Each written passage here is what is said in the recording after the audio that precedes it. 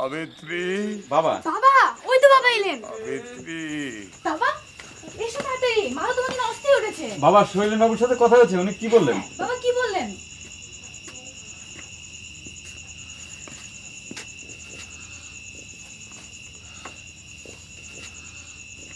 বাবা শৈলেন বাবুর সাথে কি কথা হলো? উফ দাদা তুই না এত অস্থির। বাবা মাত্র এলেন, এখনো সব শুনতে হবে নাকি? আগে একটু শান্ত হয়ে বসু। তুই দিকে আমার সাথে। সরি বাবা, তুমি আগে মার সাথে কথা বলো, তারপর আমি শুনবো। চল।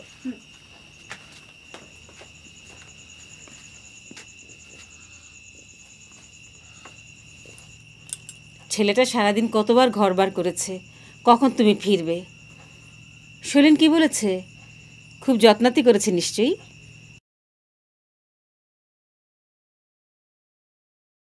তোমাকে এমন দেখাচ্ছে কেন? অসুখ করেনি তো? কই না তো, গা তো ঠান্ডা। কি হয়েছে বলো তো?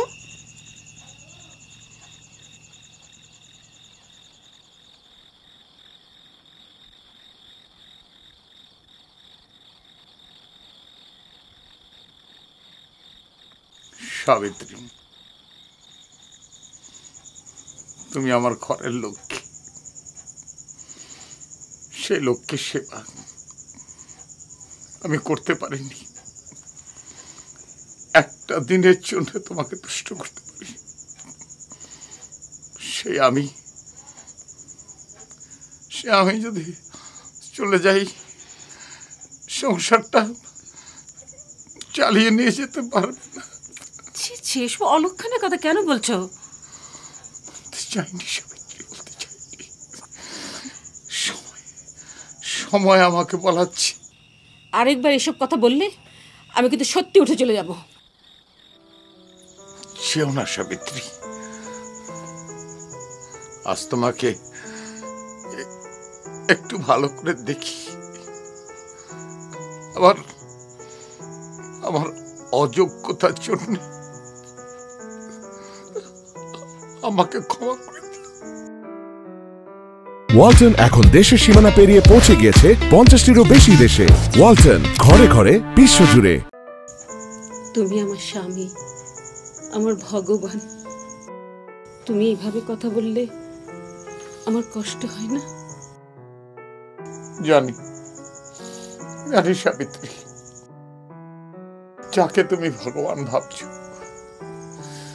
ভগবানের কোনো গুণ তার মধ্যে নেই। আমি একটা অপদার্থ, অকর্মণ্য মানুষ, ছেঁড়া জুতোর মতো। শৈলেন কি তোমার সঙ্গে খারাপ ব্যবহার করেছে? সব মানুষ তো একরকম হয় না সাবিত্রী। শৈলেনের মতো, আমি আমার মতো, তুমি তোমার মতো। বুঝতে পেরেছি, আমার নিমায়ের চাকরিটা হবে না। শৈলেন তোমাকে ফিরিয়ে দিয়েছে না?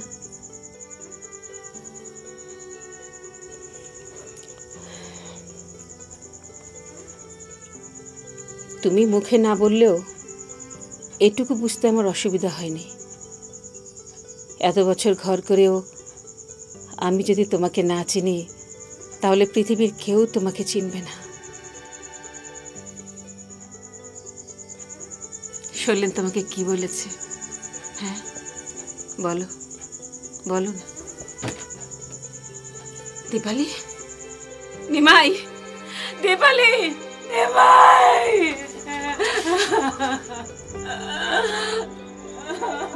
মানুষ মরে যায়, কিন্তু আদর্শ কোনোদিন মরে না। আমরা যদি আদর্শকে ধরে রাখি, আদর্শ আমাদেরকে ধরে রাখে।